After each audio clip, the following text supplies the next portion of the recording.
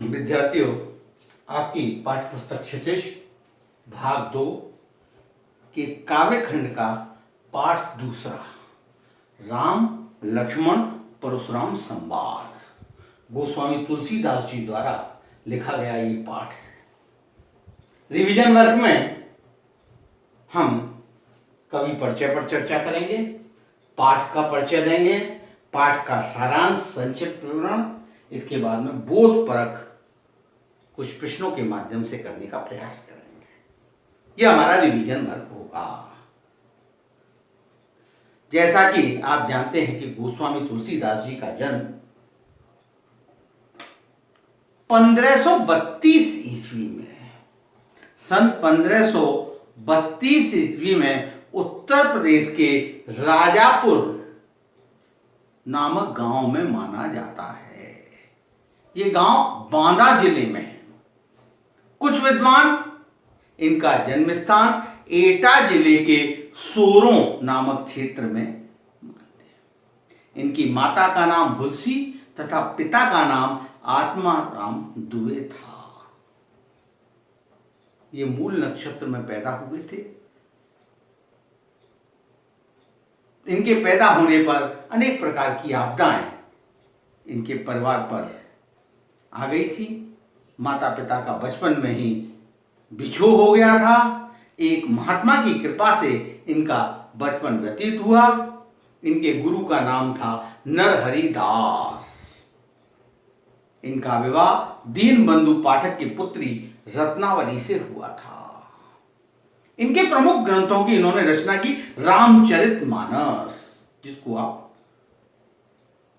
रामायण कहते हैं। रामायण वास्तव में रामायण की रचना वाल्मीकि ने की है, तुलसीदास जी ने नहीं। तुलसीदास जी ने रामचरितमानस की रचना की है। रामलला, नेहचू, वैराग्य संदीपनी, बरवे रामायण, पार्वती मंगल, जानकी मंगल, कवितावली, गीतावली, कृष्ण गीतावली, विनय पत्रिका, दोहावली, हनुमान बाहुक, रामचरित आदि। रामचरितमानस इनकी सबसे लोकप्रिय अमर कृति है। ये अवधी भाषा में लिखी गई है। ये इनका कवि का परिचय। इसके बाद में पाठ परिचय। राम लक्ष्मण परशुराम संवाद, ये रामचरितमानस के बालकांड से लिया गया है। सीता स्वयंवर में राम द्वारा शिव धनुष भंग कर देने के बाद महर्षि परशुराम क्रोधित होकर आते हैं और वे अपने गुरु शिव के धनुष को खंडित देखकर आपे से बाहर हो जाते हैं तथा धनुष तोड़ने वाले को मार डालने तक की धमकी देते हैं। देखिए, ये चौपाई और दोहा छंदों में लिखी गई क्या पाठ है। 4 चौपाई के बाद एक दोहा दिया गया है। तो एक काव्यांश को हम लेंगे, 4 चौपाई और एक दोहे का काव्यांश। सबसे पहला काव्यांश हम लेते हैं। नाथ संबुधन भंज निहारा, हो होई केहू एक दास तुम्हारा। यहां से लेकर के रे नृप बालक काल बस, बोलत तोहि न संभार, धनुय समुद्र पुरारु धनु, विदित सकल संसार। इस पहले अंश में, पहले काव्यांश में श्री राम विनम्र वचन कहकर परशुराम को शांत करने का प्रयास करते हैं। वे स्वयं को उनका दास बताते हैं, परंतु परशुराम का क्रोध बढ़ता जाता है। वे लक्ष्मण पर बस कहते हैं, सेवक जो करे सेवकाई, क्रोध बढ़ता जा रहा है। अरि करनी करी करी लड़ाई, सेवक वो है जो सेवा का कार्य करे। शत्रुता जो करता है उससे लड़ाई की जाती है। धमकी देते हैं वो, जिसने भी शिवधन को तोड़ा है वो सहस भाव के समान मेरा शत्रु है। इस प्रकार के वचन बोलते हैं।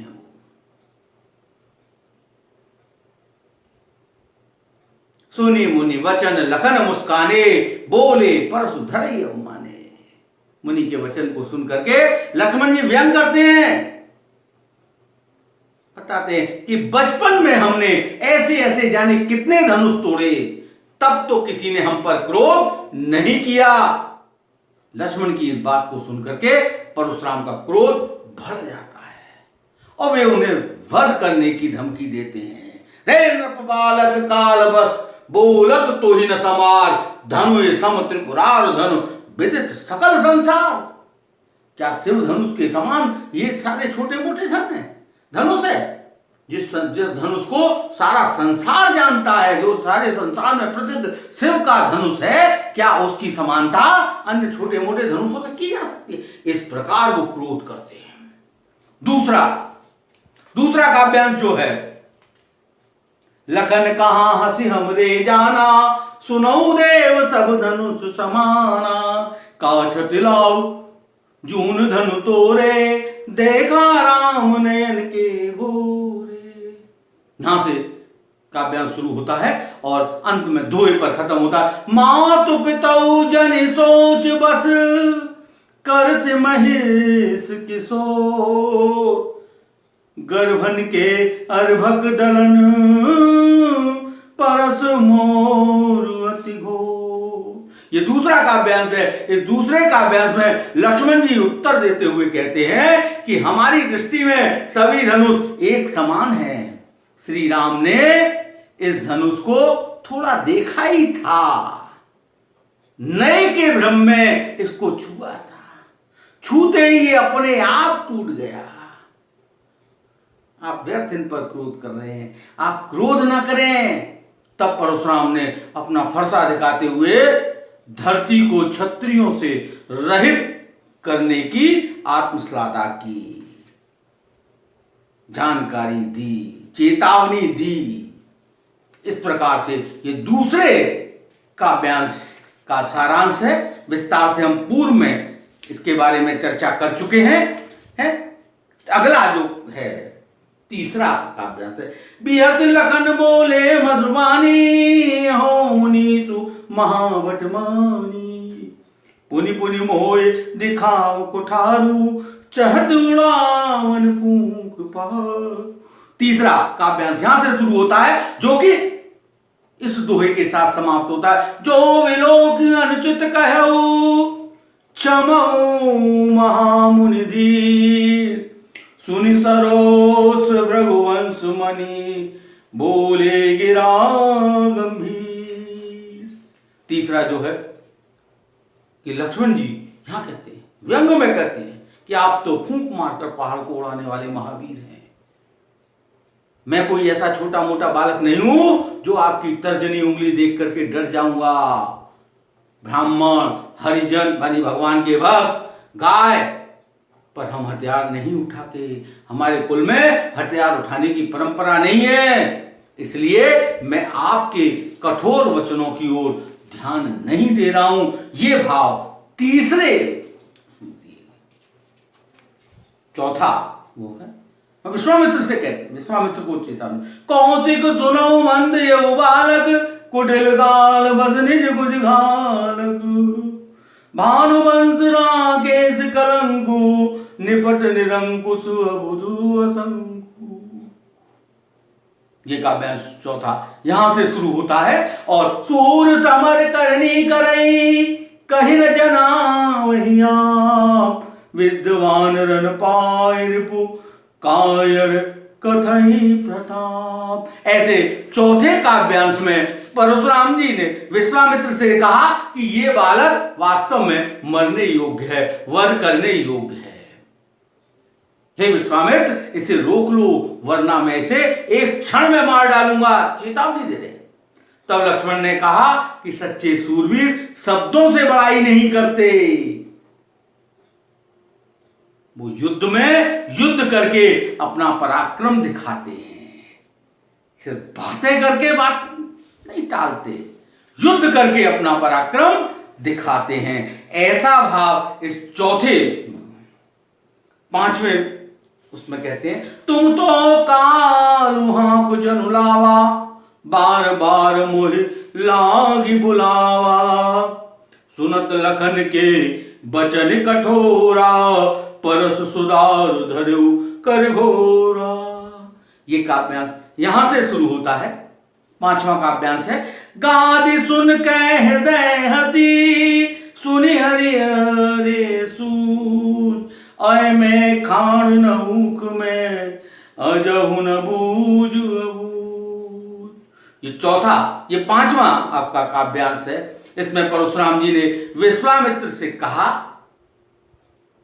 कि इस बालक की मृत्यु इसे मेरे सामने लेकर आई है, मैं तुम्हारा अनुगामी मान करके इसके छोड़ रहा हूं, यानी तुम्हारी वजह से इसे छोड़ रहा हूं। तब विश्वामित्र मन ही मन हंसने लगे कि ये परशुराम इन बालकों को छोटा मोटा बालक समझ रहे हैं, कायर कमजोर समझ रहे हैं, इनको हर कोई कमजोर दिखाई देता है।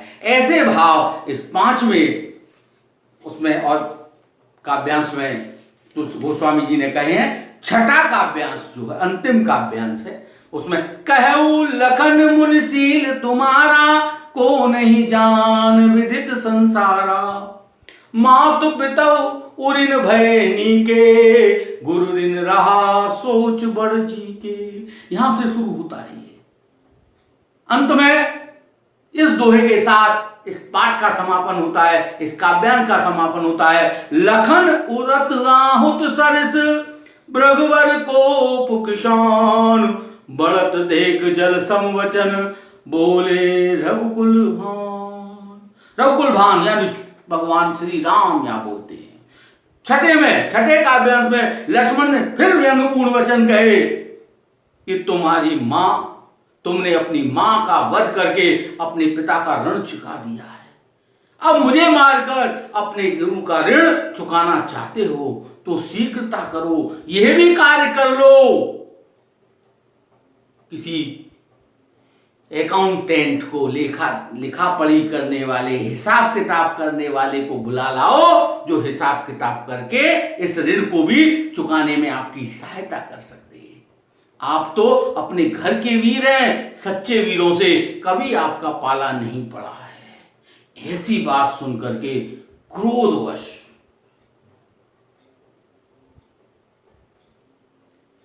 में भुन बनाते हुए परशुराम जी को ये बातें असहनीय हो रही है। वहां के जितने भी लोग थे उन सबको भी लक्ष्मण जी की ये बातें असहनीय हो गई। परशुराम को अत्यधिक क्रोधी देख करके श्री राम ने अपने शीतल वचनों से उन्हें शांत करने का प्रयास किया। ये इस पूरे पाठ का सार है, इस पूरे पाठ का सारांश है। अब हम बोधपरक प्रश्न को देखने की कोशिश करेंगे। सबसे पहला है काव्यांश 1। काव्यांश 1 यहां से शुरू होता है। नाथ संबुधनु भंज निहारा,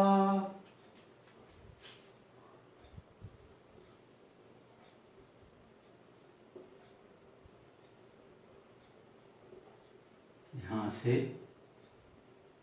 नाथ संबुधनु भंज निहारा, हो को एक दास तुम्हारा से लेके सकल संसार, विदित सकल संसार,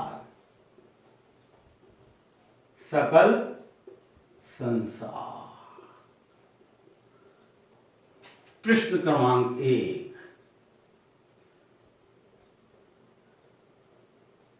प्रश्न 1 क्या है? नाथ संबुधन भंज निहारा, ये सब किसने कहा? नाथ शंभु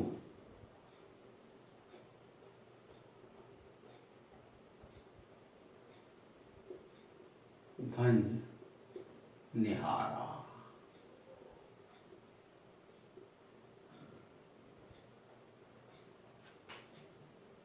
यह किसने कहा है?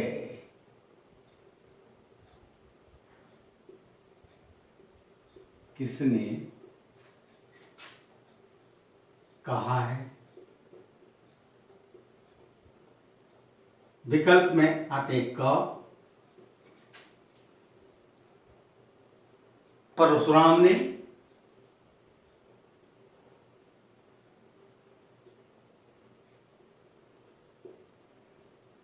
ख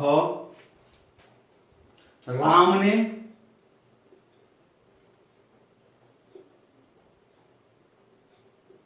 ग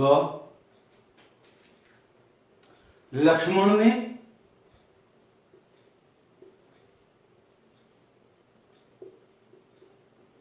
घ विश्वामित्र ने।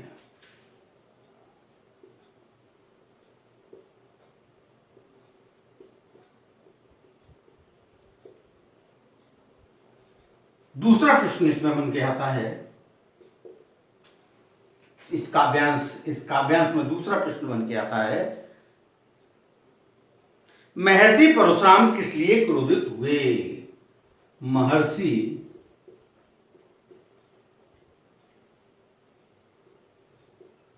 परशुराम किस लिए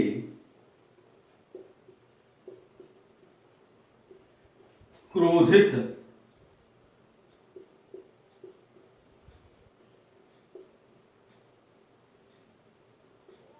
हुए? क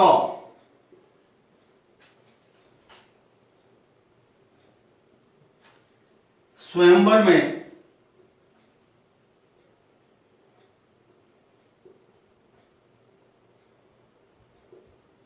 न बुलाने के कारण,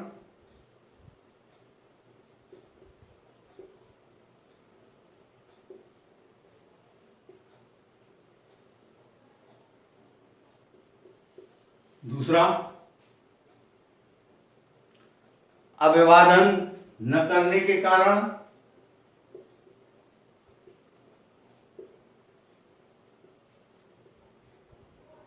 न करने के कारण,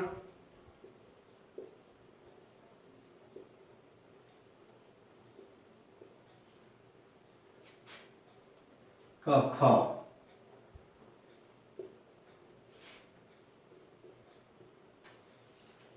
शिव धनुष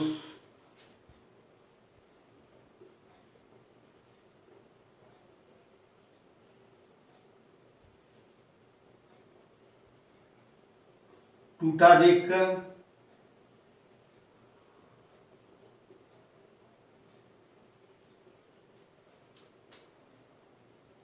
राम लक्ष्मण को देखकर।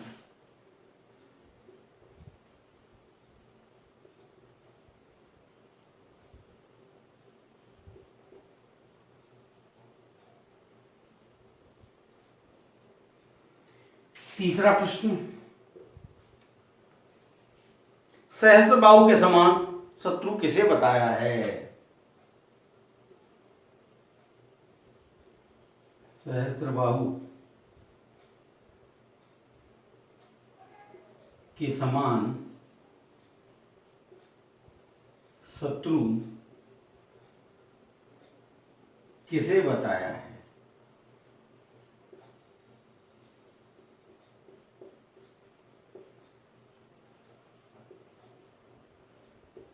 क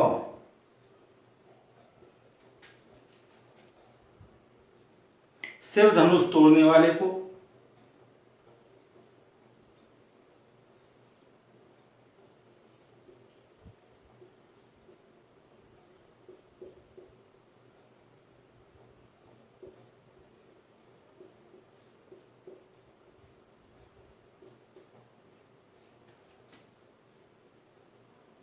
ख स्वयंवर में आने वाले को,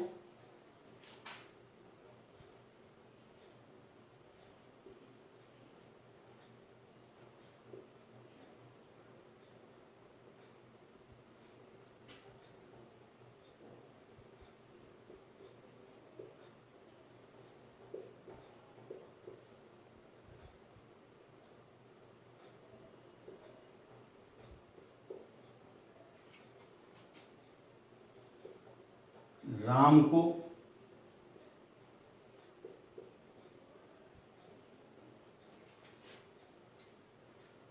लक्ष्मण को।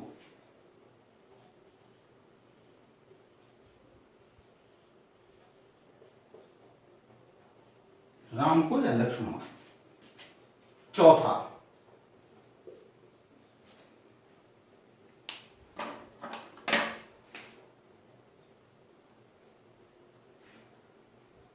रे नृप बालक काल बस, रे नृप बालक से लेकर के सकल संसार,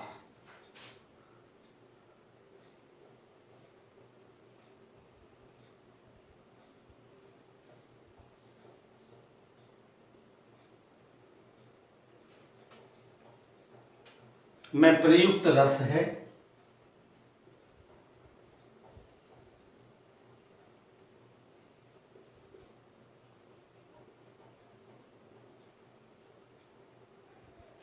क वीर रस,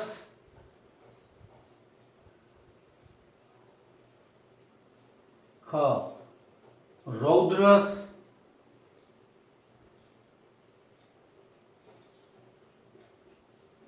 करुण रस,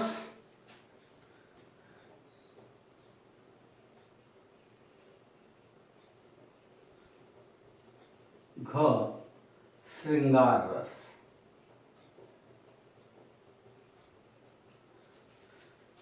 पांचवा प्रश्न अंतिम। काव्यांश में छंद निहित है।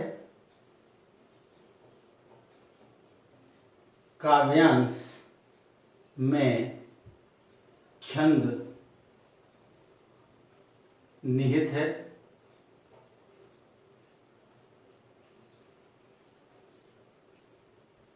क चौपाई,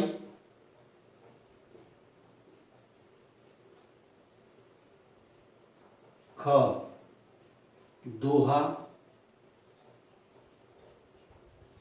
ग सोरठा,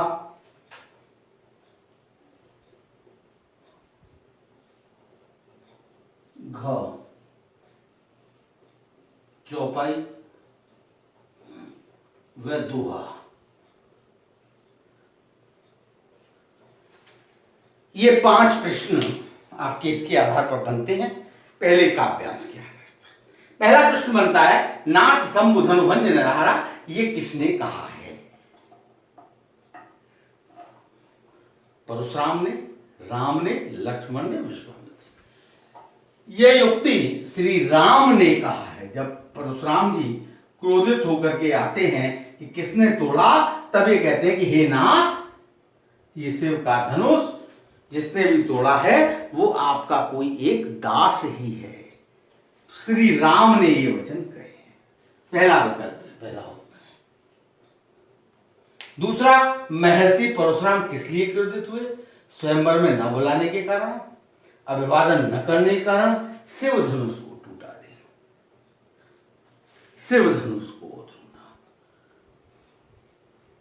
सुनो राम जय शिव धनु तोरा, सहस बाहु समसोर, सहस बाहु के समान मेरा शत्रु है जिसने शिव, तो शिव के धनुष को देख करके, शिव के धनुष को टूटा हुआ देख करके, शिव धनुष टूटा देख करके महर्षि परशुराम क्रोधित हुए।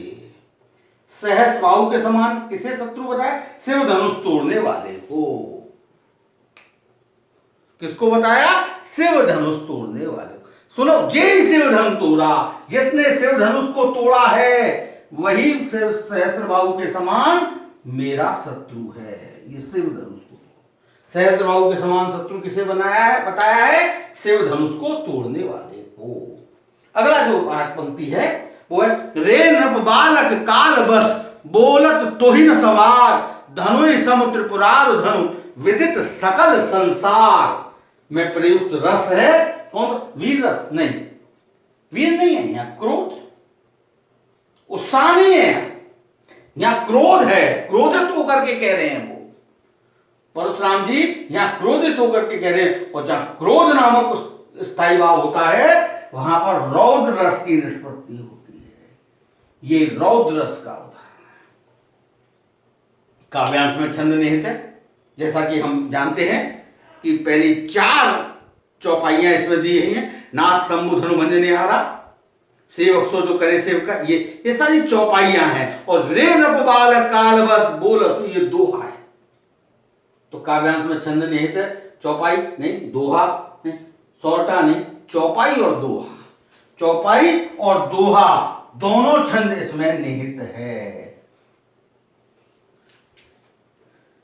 पहली जो 8 पंक्तियां हैं, यानी 4 चौपाइयां हैं उसमें, और 1 दोहा है। इस तरह से इस काव्यांश का बोधपरक हम कर सकते हैं। बोधपरक के अंतर्गत हमने इस काव्यांश को किया। इसके बाद एक और काव्यांश हम देखते हैं, अंतिम काव्यांश का हम इसी प्रकार विश्लेषण करने का प्रयास करते हैं।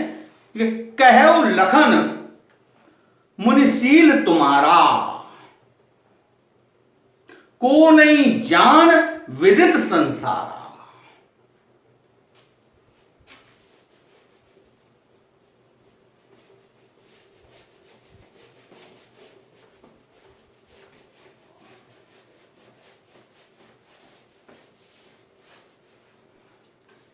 कहऊ लखन मुनिशील तुम्हारा, काव्यांश छठा ले लीजिए, छठा काव्यांश है इसमें। कहऊ लखन,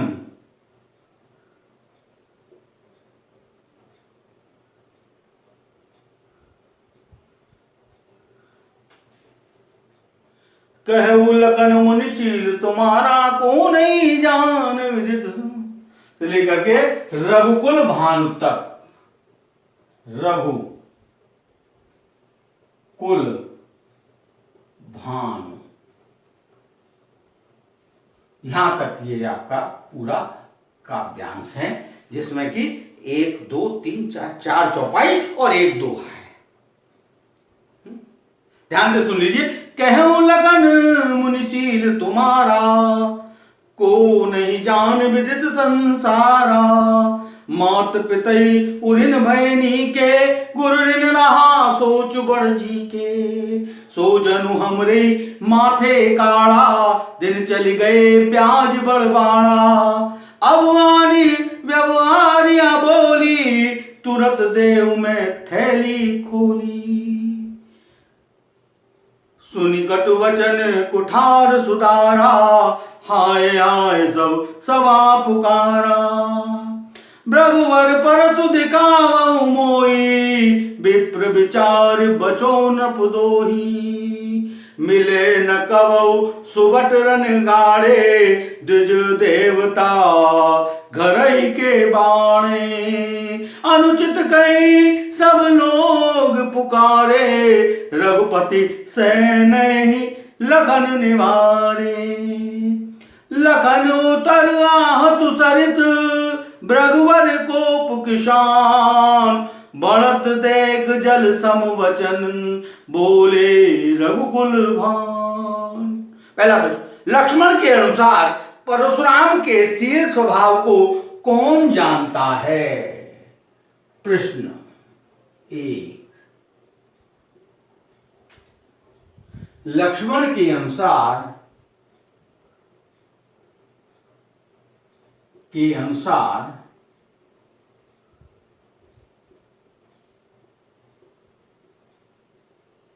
परशुराम के शील स्वभाव को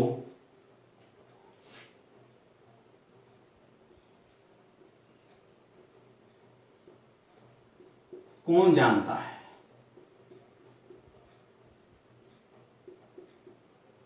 कौन जानता है? क,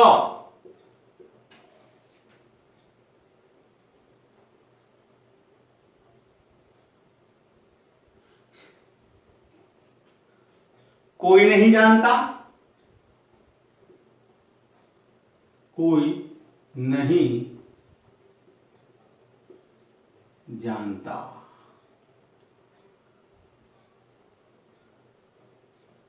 ख,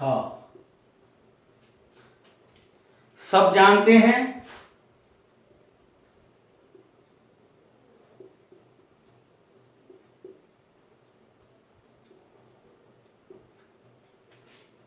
ग सारा संसार जानता है।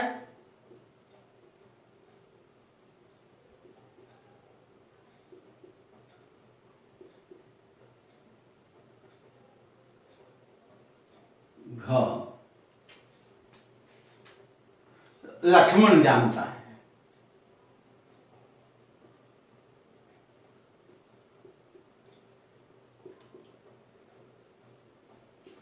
दूसरा प्रश्न, माता पिता का ऋण चुकाने के बाद परशुराम पर किसका ऋण बाकी है? माता पिता का ऋण चुकाने के बाद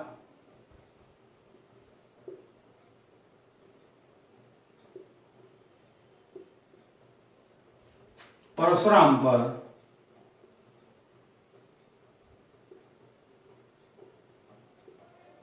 किसका ऋण बाकी है?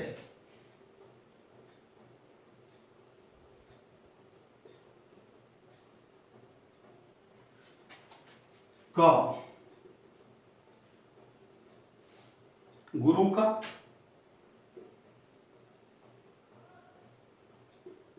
ख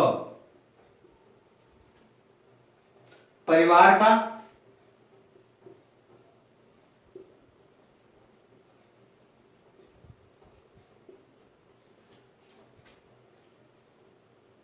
समाज का,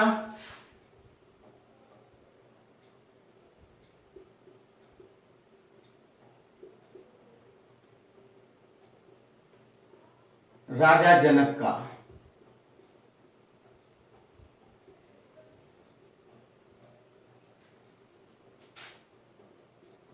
तीसरा, रघुकुल भानु यहां किसके लिए प्रयुक्त हुआ है? रघुकुल भानु यहां किसके लिए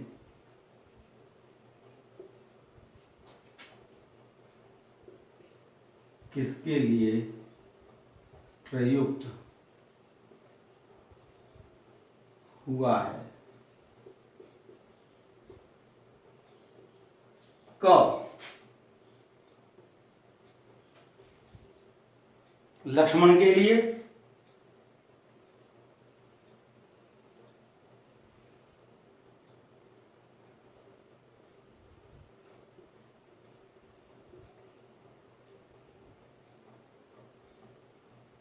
ख जनक के लिए,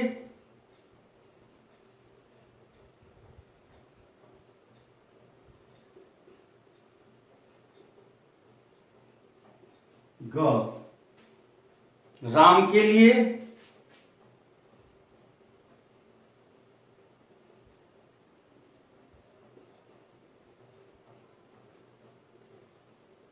विश्वामित्र के लिए।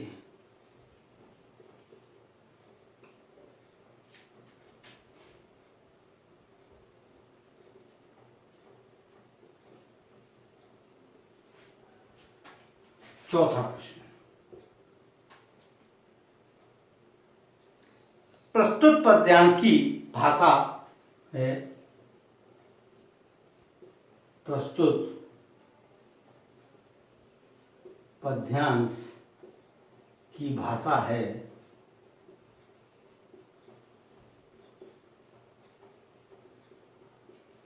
क ब्रजभाषा,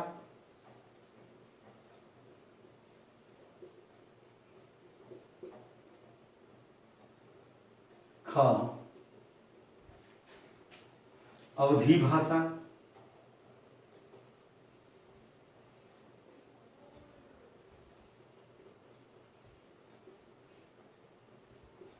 ग हिंदी भाषा,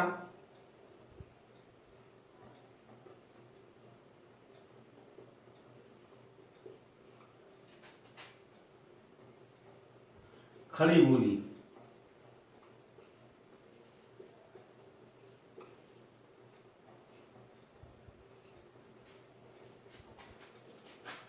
5वां प्रश्न है, लखन उतर आहुत सरिस। लखन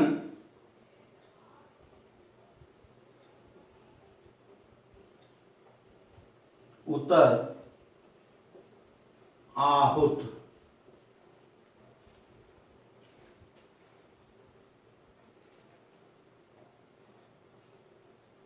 सरिस।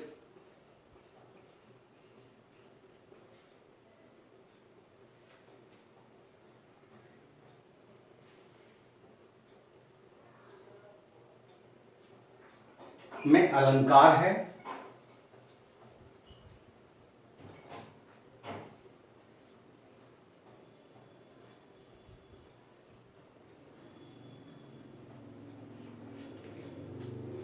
क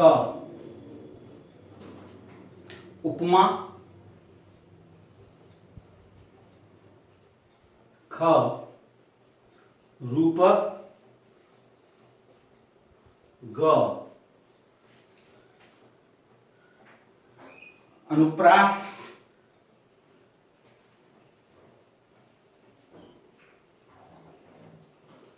घ अतिशयोक्ति।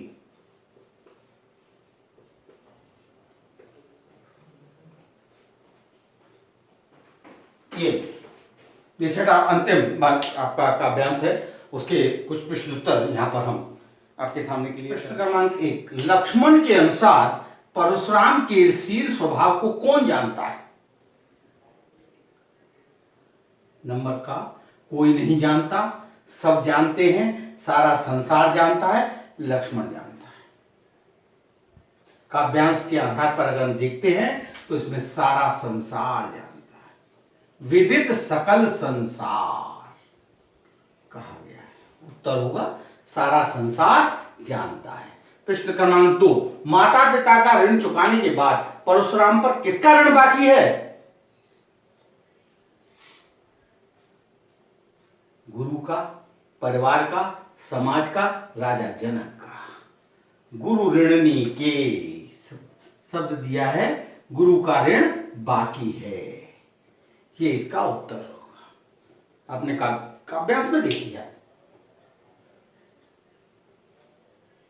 क्योंकि माता पिता के ऋण से अभी आप मुक्त हो चुके हैं, अब आप पर गुरु का ऋण बाकी है जिसको आप चुकाना चाहते हैं, ऐसा भाव आ गया। तो परशुराम पर किसका ऋण बाकी है? गुरु का ऋण बाकी। रघुकुल भानु यहां किसके लिए प्रयुक्त हुआ है?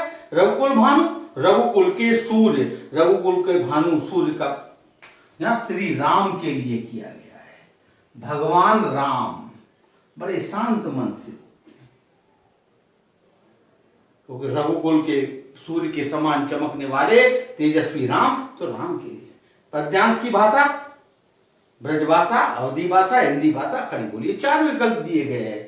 सर्वविदित है कि तुलसीदास जी ने रामचरितमानस की रचना अवधी भाषा में की थी, तो ये रामचरितमानस का अंश है, ये भी अवधी भाषा में ही प्रयुक्त किया गया है। अगला प्रश्न आता है, लखन उतर आहुत सरिस में अलंकार है। सरिस आहुति के समान लक्ष्मण जी के वचन परशुराम की क्रोध रूपी अग्नि में उतर गए। समानता की जा रही है। यहां पर जहां समानता होती है वहां उपमा अलंकार की छटा प्राप्त होती है, तो ये उपमा अलंकार का उदाहरण, ये इसका विकल्प है। ये 5 प्रश्न, 5 प्रश्नों के आपके सामने हमने उत्तर कर दिए। बस आज इतना ही। आपका दिन शुभ और मंगलमय हो।